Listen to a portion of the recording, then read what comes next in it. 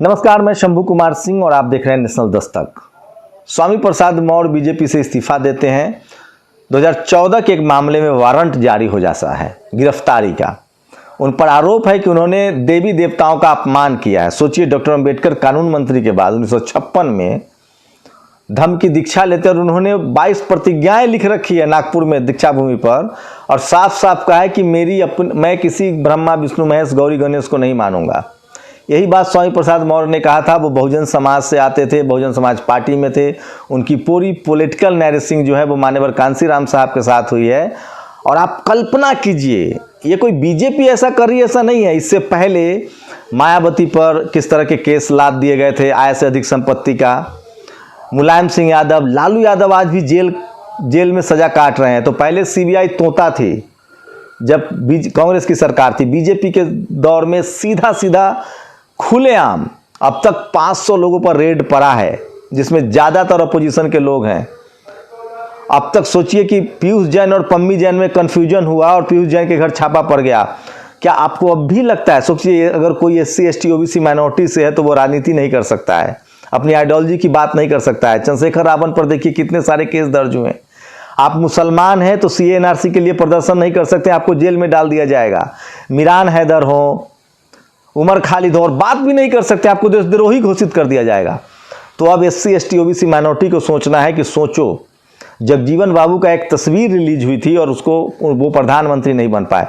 तो SC ST OBC minority के लिए राजनीति कितनी मुश्किल है, आपने हक अधिकार की बात करना कितना मुश्किल है। सोचिए, सवर्ण समाज के लोग जब यही अमित शाह को चाणक्य कहती थी मीडिया, दर्जन के दर्जन कर्नाटक में सरकार बनाया उन्होंने विधायक खरीद के, मध्य प्रदेश में सरकार बनाया विधायक खरीद के, दर्जनों सवर्ण समाज के लोग, सैकड़ों कांग्रेस से बीजेपी में, बीजेपी से कांग्रेस में। मतलब अगर आप SC ST OBC माइनॉरिटी के हैं तो पार्टी भी नहीं बदल सकते हैं। और अगर पार्टी बदलेंगे तो मीडिया आपकी लानत मलानत करेगी। कोई आपको मौसम वैज्ञानिक कहेगा, कोई आपको दल बदलू कहेगा।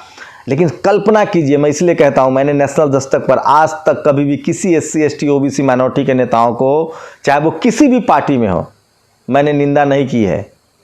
क्योंकि SC ST OBC माइनॉरिटी में समाज में जब आप पैदा होते हैं, वहाँ से राजनीति का अगर आप सफ़र तय कर रहे हैं, पत्रकार बनना चाह रहे हैं, जज बन जाइए, आपको जेल में डाल दिया जाएगा।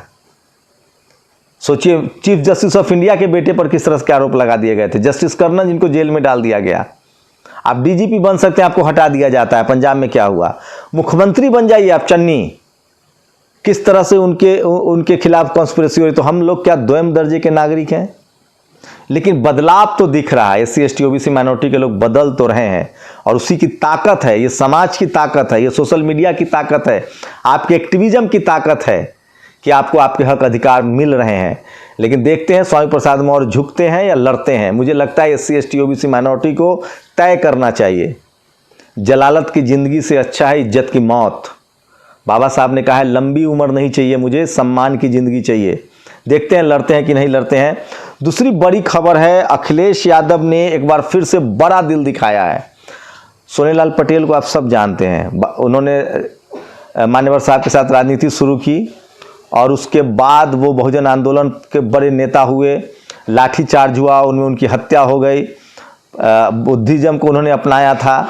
उनकी पत्नी, जिनको लोग राजमाता कहते हैं, कृष्णा पटेल, वो आज अखिलेश से मिली, उनको मेन कुर्सी पर बैठाया और कयास लगाए जा रहे हैं। सीटों का लगभग बंटवारा तय हो गया। 30 सीटें की बात हो रही कि 30 सीट जो है वो उनके जो RLD है, राष्ट्रीय लोक दल, उसको मिलने की बात खबर आ रही है। मैं अभी ठप्पा नहीं लगा रहा हूँ, कंफर्म नहीं कर रहा हूँ, कयास है ये। 30 सीटें जा रही है RLD के खाते में। 6 सीटें जो हैं वो जा रही है जो उनके चाचा है शिवपाल यादव, उनके खाते में। 3 सीटें महान दल को, मतलब कृष्णा पटेल को मिल रहा है, और 6 सीटें जो हैं वो 8 सीटें जो बात हो रही है कि राजभर साहब, OP ओम प्रकाश राजभर को मिलने जा रहा है। तो ये अभी एक स्पेकुलेशन है। आज एक बैठक हुई थी, तो ये एक बड़ी खबर है। और ये तस्वीरें अखिलेश यादव ने खुद ट्वीट किया है। तो शिवपाल को 6, राजभर को 8, महान दल को 3 और रालोद को 30 सीटें मिलेंगी। तो स्वामी प्रसाद मौर्य पर MP MLA कोर्ट ने ये केस वारंट जारी किया है। देखते क्या होता है। और आज एक बार फिर से एक बड़े OBC नेता दारा सिंह चौहान ने इस्तीफा दिया है मंत्रिमंडल से और BJP से। मैं फिर कह रहा हूँ, इस देश में ओबीसी में वो ताकत है, अगर वो कॉन्स्टिट्यूशन को माने और धार्मिक एजेंडे से बाहर निकले तो वो अपना आरक्षण भी बचा सकती है, अकेले सरकार बना सकती है। और अगर वो शेड्यूल कास्ट, शेड्यूल ट्राइब और माइनॉरिटी को साथ लेके चले तो इस देश पर एक छत्र राज कर सकती है। हर स्टेट में एससी, एसटी, ओबीसी माइनॉरिटी का सीएम, पीएम हो सकता है। मीडिया, जुडिशियरी, ब्यूरोक्रेसी, बिजनेस सब में भागीदारी तय हो सकती है। कॉलेज, यूनिवर्सिटी में इस देश में सिर्फ 10% लोग हैं जिनका संसाधनों पर कब्जा है, चाहे वो बिजनेस हो, मीडिया हो, जुडिशियरी हो, ब्यूरोक्रेसी हो। और सोचिए कि ओबीसी 60% की आबादी है। डॉक्टर अंबेडकर ने संविधान में कहा था कि ये सोया हुआ हाथी है, जिस दिन जग गया इस देश पर राज करेगा। सोचिए, ओबीसी को ही मनुस्मृति में शूद्र कहा जाता था, और जिसको आज शेड्यूल कास्ट कहते हैं, शेड्यूल ट्राइब, उनको तो अछूत मान के एकदम दरकिनार कर दिया गया था। लेकिन शेड्यूल कास्ट, शेड्यूल ट्राइब के लोगों ने संविधान को माना, वो आज अपना रिप्रेजेंटेशन दिखा रहे हैं। उन्होंने लड़ाइयाँ लड़ी, आरक्षण लिया, और आज हर जगह उनका रिप्रेजेंटेशन है। ओबीसी सबसे ज़्यादा हाशिए पर है, तो उसकी रिप्रेजेंटेशन की लड़ाई है। अखिलेश यादव से उम्मीद बन रही है, वो जिस तरह से सोशल जस्टिस की बात कर रहे हैं, और दारा सिंह चौहान ने इस्तीफा दे दिया। लेकिन सबसे खराब खबर है एक बार फिर से मध्य प्रदेश के एमपी से, जहां ओबीसी को एक बार फिर से ठेंगा दिखा दिया गया है। और वो चाहते हैं कि आप कावड़ ढोएं, वो चाहते हैं कि आप मंदिर में घंटी बजाएं। शंकराचार्य नहीं बन सकते हैं, पुजारी नहीं बन सकते हैं, आप राम मंदिर के ट्रस्टी नहीं हो सकते हैं। शेड्यूल कास्ट के लोग की जमीनें छीन ली जाती है। लेकिन वो चाहते हैं कि आप रिक्शा चलाए, ठेला चलाए, डॉक्टर इंजीनियर ना बने। और ये खबर देखिए किस तरह से 14 ओबीसी, सुप्रीम कोर्ट ने ओबीसी को 27% दिया, लेकिन अब मध्य प्रदेश में मेडिकल एडमिशन में ओबीसी को सिर्फ 14%। मतलब डॉक्टर आपके बच्चे उनको बनाना पसंद नहीं है। आप डॉक्टर, इंजीनियर, बैरिस्टर, जज ये सब नहीं बन सकते हैं, और ये बीजेपी को रास नहीं आ रहा है। इसी को कहते हैं जातिवाद, मनुवाद। तो अभी कुछ दिन पहले ही 2 जनवरी को एक मैसिव प्रोटेस्ट हुआ था ओबीसी का, लोगों ने विरोध किया था, और शिवराज सिंह चौहान के घर पर, और उनको जेल में डाल दिया गया था। एक बार फिर से वहाँ एससी, एसटी, ओबीसी माइनॉरिटी के लोग एकजुट हो रहे हैं, और ओबीसी को मेडिकल में सिर्फ 14% रिजर्वेशन दिया जा रहा है। वहीं सवर्णों का जो सुदामा कोटा है, इकोनॉमिक वीकर सेक्शन के नाम पर, उनको 10% इंप्लीमेंट किया जा रहा है। और ये कोई टीवी अखबार वाला आपको नहीं बताएगा। मैं फिर कह रहा हूं कि सोशल मीडिया ही बहुजन मीडिया है, सोशल मीडिया ही सच्चा मीडिया। आप सोचिए कि आपके हक अधिकार की बात कोई चैनल, कोई टीवी, कोई अखबार नहीं करेगा। तो सबसे डरावनी खबर है कि 14% रिजर्वेशन मिलेगा ओबीसी को, जबकि मिलना चाहिए था आपको 27%। तो ये दूसरी बड़ी खबर है जो मैं आपके लिए लेकर आया हूं। मैं फिर कह रहा हूं कि एससी, एसटी, ओबीसी माइनॉरिटी के लोग जब तक संवैधानिक तरीके से अपने हक अधिकार के लिए एकजुट नहीं होंगे, इस देश के संसाधनों पर जिनका कब्जा है वो आपको कुछ भी नहीं देने वाले हैं। जो सोचिए आपको चपरासी नहीं बनने देना चाहता है, वो आपके बच्चे को डॉक्टर और इंजीनियर बनने देगा।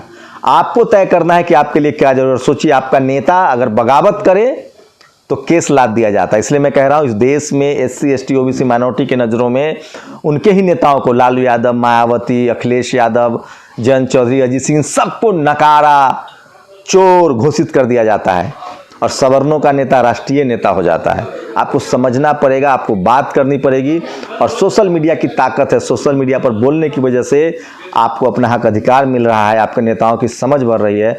और आज पूरे यूपी में जो बगावत हो रहा है, उसमें सबसे बड़ा योगदान बहुजन समाज की जागरूकता का है, बहुजन समाज की एकजुटता का है। मैं फिर कह रहा हूँ कि मीडिया में वो ताकत होती है जो दोषी को निर्दोष और निर्दोष को दोषी साबित कर दे। और आपके पास टीवी अखबार नहीं है। सोचिए आज स्वामी प्रसाद मौर्य के साथ क्या हो रहा है। जब बीएसपी से सपा में गए थे तो वो मास्टर स्ट्रोक था, जब बीएसपी से बीजेपी में गए तो मास्टर स्ट्रोक था, और जब बीजेपी छोड़ रहे हैं तो उन पर केस लादा जा रहा है, उनको दल बदलू कहा जा रहा है। सोचिए ओबीसी के साथ ये हालत है। आप लोग की प्रतिक्रिया बहुत जरूरी है। शुक्रिया। नेशनल दस्तक की आपसे गुजारिश है कि अगर इसको बचाना चाहते हैं तो नेशनल दस्तक को सब्सक्राइब करने के लिए रेड कलर के सब्सक्राइब बटन को दबाएं, फिर बेल आइकन की घंटी दबाएं। नेशनल दस्तक को बचाने के लिए बहुत जरूरी है कि हर खबर को शेयर करें, लाइक करें, कमेंट जरूर करें।